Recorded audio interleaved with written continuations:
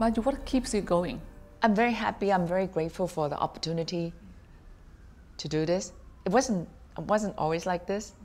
For a long time, I was like, I'm missing out on being master of the universe, being an investment banker, missing out on being in New York, all this excitement. I think that was when I was younger.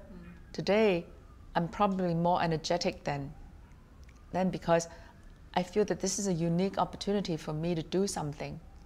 And that's great fun. It's really a lot of fun. You once said that you want to be remembered as a shirt maker who could not sew, but made a lot of people happy doing it.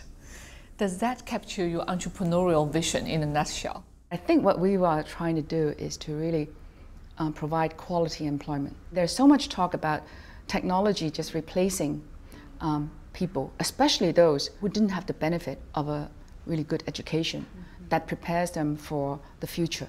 So the challenge is really, can we be the user interface for this group of people to connect them with all the technology that has benefited people like you and me and made our lives much more productive so that they can stay gainfully employed and continue improving their lives? I think traditionally, if I think about shirt making, you have this low-cost mass manufacturing aspect. Then you have the high-end artisan approach to shirt making. So you took, I think, a different approach. You have deployed technology. You have used the green manufacturing concept. We're not an NGO, and we have to make money. Can we go green without losing money?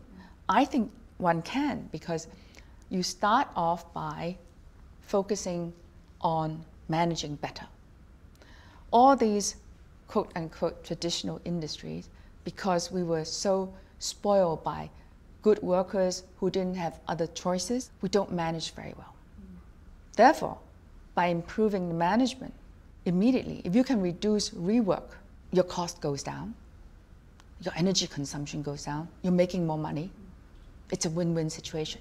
Over the last 10 years, we've reduced unit consumption of water by 60%. We've reduced energy consumption by 40%. The most immediate return is if we believe that today every good company relies on good people, then, and as we mentioned before, a lot of the young, educated, talented people are looking for ways of doing things that are greener or can make a difference. So we benefit from getting some of the best and brightest. We share a common goal.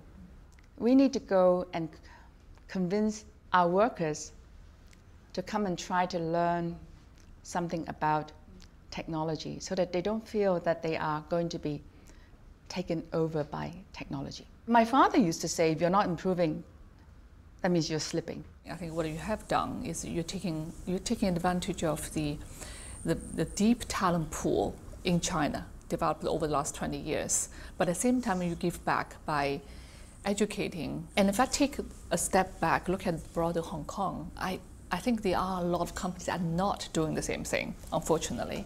Human beings don't like change. If human beings are going to stay alive, beat the climate change, we're going to have to be very brave and look at new ways of doing things and not hold on to the past.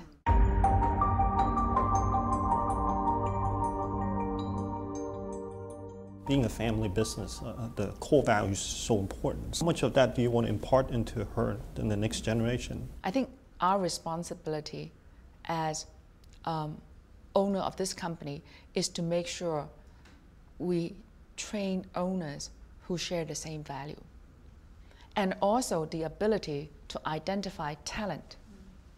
So I've always said to my daughter and also my nieces, and I have only one nephew, that the most important thing that they need to learn is to ensure that they choose the right professional managers.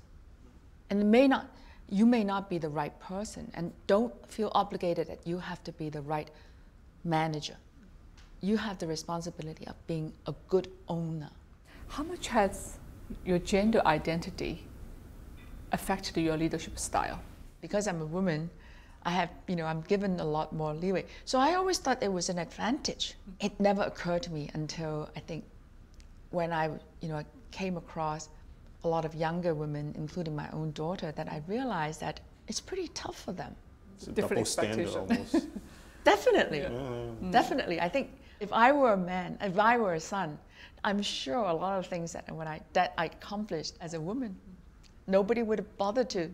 They just thought, okay, you come from a good family, you do this, and people expect it of you. But as a daughter, people would go and say, wow, your daughter is so special. So think about it.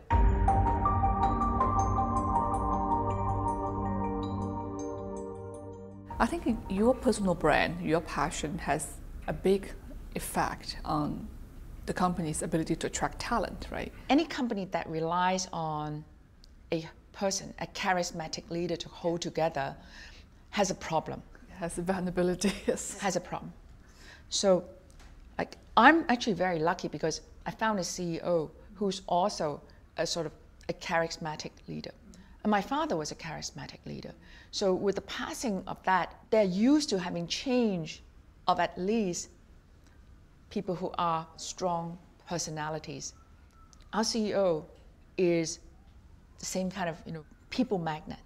Now our challenge is to create more people like us at different levels. And I believe that a great company is one that provides a platform for ordinary people to become superstars.